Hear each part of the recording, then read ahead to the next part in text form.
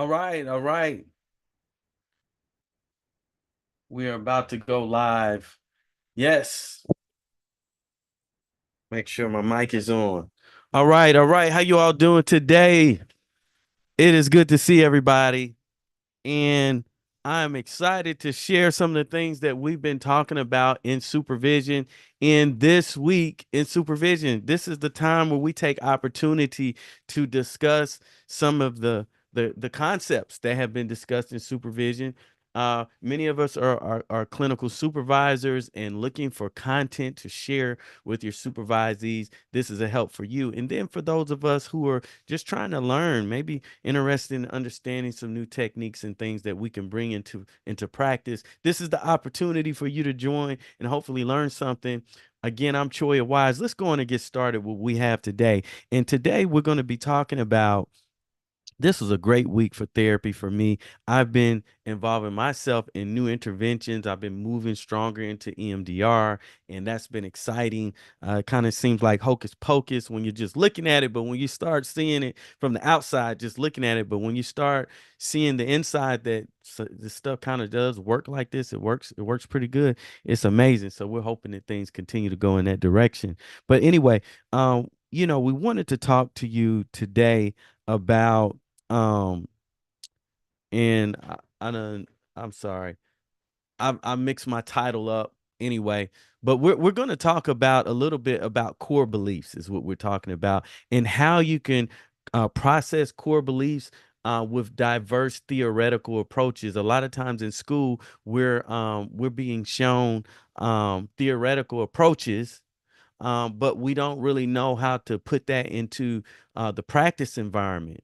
It becomes challenging trying to understand how to use these things that we've learned in school in the actual practice setting. So, for instance, if you're using some aspects of well, not DBT, let's just say you learn about psychoanalysis. Well, what does that look like actually using psychoanalysis in a therapy setting? What does that look like using psychoanalysis in a therapy setting when we're trying to process core beliefs? Or how do we use DBT to process core beliefs? How do we use free association? Aspects of free association or psychoanalysis to process core beliefs. These are some of the things that we talked about in our supervision session, but we brought real life scenarios and scripts. And I actually had some of the supervisees to act these out. And so, because all of my supervisees are not directly providing psychotherapy services, and some of them that are may not be using these other approaches. And so we wanted to get them acclimated and used to seeing what it looks like, or get some idea of what it might look like to use some of these approaches. So I'm going to jump right in. And so I want to ask you a question. Um have you are you familiar with the intervention or technique that's called laddering? We're going to start with that, laddering. If you're not, this is a very important technique to learn. And it's going to be talked about a little bit in this video that I plan on showing. But laddering is basically a way to process the thoughts of a client. By using some of maybe their automatic thoughts, the thoughts that come to their mind at first, and um we use their automatic thoughts. We get down to the bottom of that, and what it does, if we were speaking in Freudian terms, it tells us what's going on in the unconscious mind. But because it's CBT, we don't use that language. Okay, but that's essentially what's happening. We're trying to find out what's going on, not at the tip of the iceberg, but beneath the iceberg. Right? We want to know what's being processed, and we use this technique. And I'm going to show you an example of that. I want to show you an example of using the laddering technique to identify um, what someone's core belief is. Once we understand what an individual's core belief is, that gives us an ability to start processing and setting a treatment plan and things of that nature, and it takes us in a good direction to find treatment. But a lot of times what's happening is our clients are coming up to us with scenarios or a situation that's happened, and then it's up to us to find out what what about this needs to be corrected? What's the core belief, and how do we activate things in a way that will benefit them? All right, and so we talk. Oh, dang, we talked for 5 minutes already. So let me go on and show this clip, and it's going to give us an example of what it looks like to, and then we're going to show what we did in the group to process a core belief by use of laddering. Okay, so let's see if we can share the screen here. Let's see, share. I'm just going to play a little bit of this.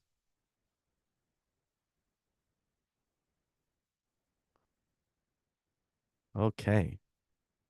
About what this really means about your future for relationships and about you ultimately. So we're going to do a practice technique right now, and this technique is called laddering. And what this is going to help us with is getting some of those negative automatic thoughts. I mean, you said many right now, actually, just in your description. We're going to work with one of those, and it helps us to get them organized in a way so that you can actually see what that automatic thought leads to. Sort of like if you think about automatic thoughts being kind of like an iceberg, and the automatic thoughts is the tip of the iceberg that you can see above the water. It's conscious, but you have to kind of attune your awareness to it.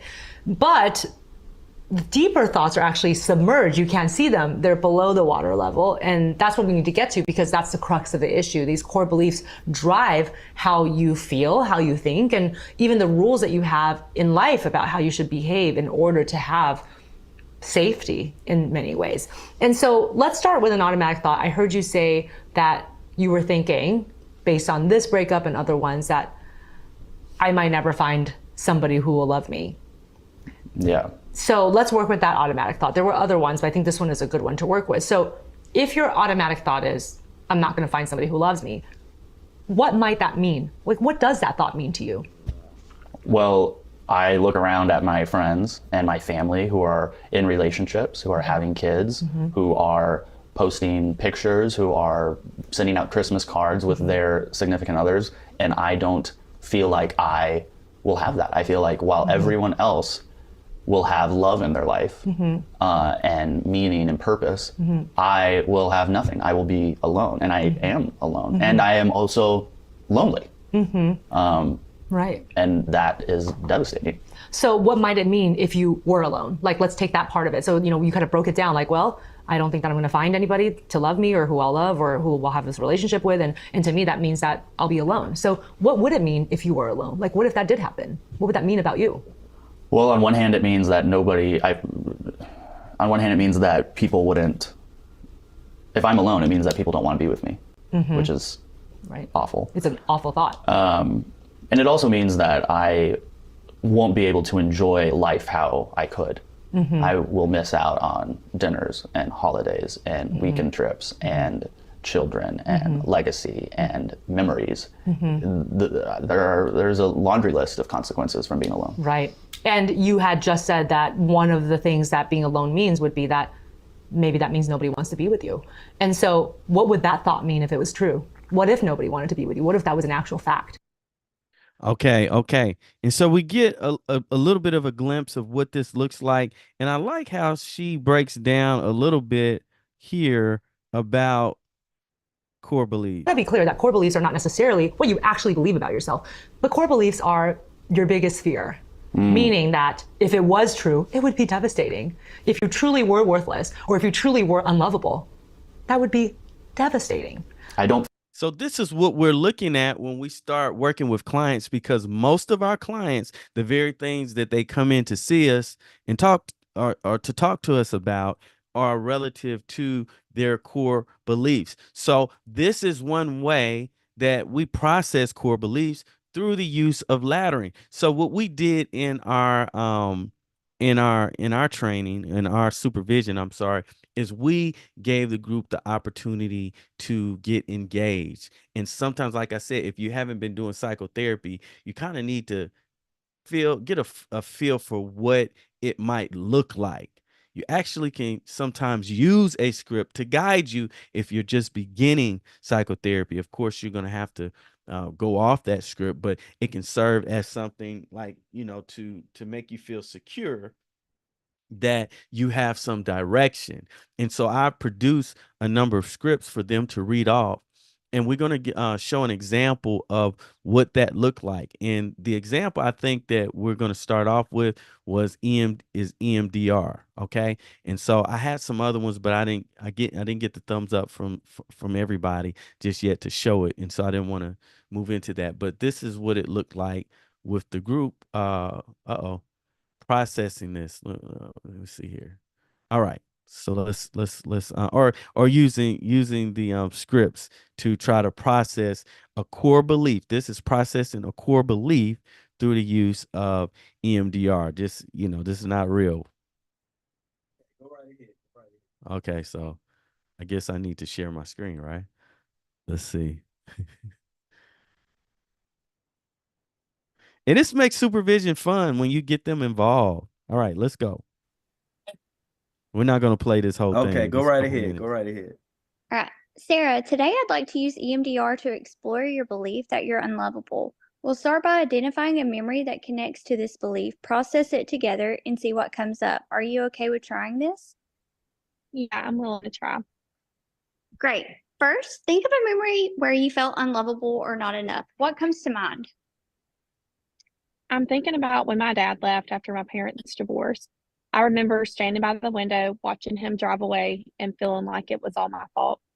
That's a powerful memory. On a scale of 0 to 10, with 10 being the most distressing, how upsetting does this memory feel to you now? Maybe an 8. Thank you for sharing that. Now let's focus on this memory and the belief it created. What words come to mind about yourself when you think of this moment? Then I'm not enough. Let's hold that belief in mind. I want you to follow my fingers with your eyes as I move them back and forth. Focus on the memory and what it brings up. Let me know what you notice. I feel sad. It's like I can see myself as a little kid just standing there confused. Keep focusing on that image and follow my fingers. What else comes up? I remember thinking, if I were better, maybe he wouldn't have left. That feels really heavy. You're doing great. Let's stay with that thought and keep following my fingers. Now I'm realizing it wasn't my fault. He was leaving because of his own issues, not because of me. That's an important realization, Sarah. How does that feel to you? It's a little freeing, but I still feel some sadness. That's normal. Let's do one more set focusing on the new thought, it wasn't my fault. Now I feel lighter, like I can let go of some of that. That's Like I progress, can let some Sarah. of that go. Sorry. That's progress, Sarah. On a scale of 0 to 10, how distressing does that memory feel now? Maybe a 3. It doesn't feel as overwhelming anymore. That's great work. We'll continue to process this in future sessions and challenge the belief that you're unlovable. You're taking important steps towards healing. Wow. That's All right. And so that was what we did. That was fun. And we want to thank Megan and Abby for agreeing to allow for us to show that demo. And so we did another one on free association. So think about it. How would you use free association to and of course with that demo there was some things a little bit left off as far as how you might actually do EMDR, but this is just an example, an idea. Okay. And so let's go into free association. And let's look at the script. And if I could get these scripts to you all, I'll try my best. But this is the script that we use. It was really short for free association. Now, free association is something that I often use with clients who are very guarded. Sometimes I may be working with someone who has been harmed by a parent, and they're very guarded to express what they really feel, or maybe they're not quite aware of how they really feel because they've repressed it. Now, what's repression? Repression is when not only do we bury the thought, but we press it down so far in our minds that it seeps over into the unconscious, and Freud talks a lot about that. And so when it's in the unconscious, we're not even aware that it exists. Sometimes that happens, sometimes it's a conscious thing. But the crazy thing is that even when it's unconscious, okay, we may not be consciously aware that we are trying to defend, deflect, protect, okay, and guide the therapist or whoever it is that's trying to intervene in the situation away from talking about this situation, because it creates vulnerability. It creates something that's uncomfortable about it that a lot of times we're not even consciously aware of. But as a therapist, we can observe that, hey, there is something here, because I'm noticing what, of course, I'm a little biased to Freud. I'm quoting a lot of Freud, but I'm noticing resistances. Right. Anyway, I don't want to get too far off track. And so we did a little bit of free association. I'm going to go on and read this script. But again, I use this like if someone is guarded. And so how I might use it, or my variation of it is I might give them 30, well, maybe 45 seconds to a minute, and I invite them to let me know the first thing that comes to their mind, right? The first thing that comes to their mind. And just real quick, we're going to get back to that. Just real quick, I did want to share this as well, because I keep forgetting. Let me get my screen back here. Uh,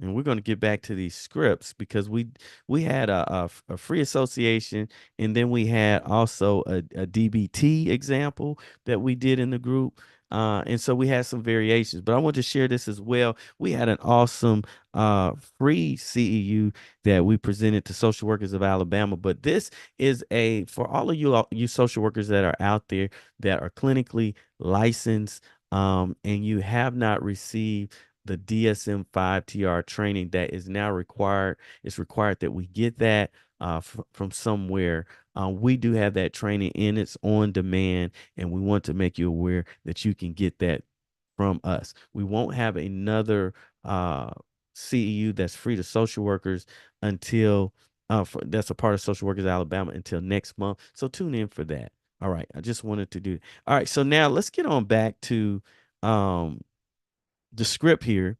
And so with this script, it's very important that we kind of learn how to work things in from different modalities. Okay. And so in this modality, again, if I was going to use this, okay, free association, this is not an example of it being used that way, but often I'll use it with someone who's cut off. I had someone, actually, this is a really interesting one, that had some, panic attacks and things going on, and it was relative to a significant other. And when they would see that person, then they would or engage with them, they would later have a follow-up with a panic attack. And so we use free association in order to dig it up, because they could not at that point see the association with the panic attacks in that person who was their significant who was a significant other. And so we were able to process that just by their words. And so in that situation, you might say, what words come to mind when you think about so and so? Boom, let's go. And we'll spend 30 seconds to a minute to do the free association. Again, if they start slowing down, that means it's not being as effective because they're thinking too much. But if they're participating correctly, and it's most effective if they just start going for it. When they start slowing down, that might mean that you need to just cut it off, because it may not be as effective. And so it's they don't get to course correct. Okay. So anyway, this is a short example. Here we have the therapist. Sarah, I'd like to try to exercise an exercise called free association. The idea is for you to say whatever comes to your mind. And we did this you can do this in your group, have them do this. When you think about being unloved. So whatever comes to your mind when you think about feeling unloved, don't filter yourself. Just let your thoughts flow, even if you see random, or even if they seem random or do not make sense. Are you okay with trying this? So the client says, yeah, I think I can do that. Great, let's begin. So when I say the word unlovable, what comes to your mind? Feel alone, or alone. Uh, okay, we'll keep going. What else comes to your mind? Broken, not enough, invisible, rejected. Hmm. Those are some powerful words. So let's take some time to explore them, and you said not enough. What does not enough mean to you? It means like I'm just not enough. Like for someone to I'm not enough for someone to stay with me. And you know what? I felt that way for a long time. Can you tell me, or can you remember the first time that you started feeling that way? Well, you know what? When I think about it, it kind of goes back to that time that my dad left me after my parents' divorce. I really kind of thought like that was my fault, and that I wasn't enough for him to stay. Mm. Well, that's a significant memory, Sarah. Sarah's got a deep voice. It sounds like those feelings from your childhood are still some way impacting you today and affecting how you see yourself today. I never really thought about that. Yeah, I think so. I hadn't really connected that before, but that does make a lot of sense. Well, thank you for sharing. Uh, this exercise that you've done has helped you to uncover some things about some beliefs that may come to your mind from time to time, and now we can start kind of working through how to challenge those beliefs together. Is that okay? All right, and so that's how you do that. And so what we can see, these were core beliefs that Sarah had that she may not have consciously been aware of them associating with a time in her life that was not happy, that was not pleasant. Okay. And so, what comes to mind when you think about being unlovable? This is a good one. This is a good one. This is one that you can add to your arsenal. We showed the one about laddering, and then you saw the one with the EMDR. So we've got some tactical things to bring to the table in psychotherapy. We don't get to see that often, or many times when we do see it, it's not spelled out. Here's the opportunity for you to use some of that. Certainly, if I don't get these scripts out, just reach out to me and I'll try to see if I can find a way to do it. But otherwise, we're going to let you all go for the evening. We appreciate you joining, and hopefully this was helpful. We'll see you.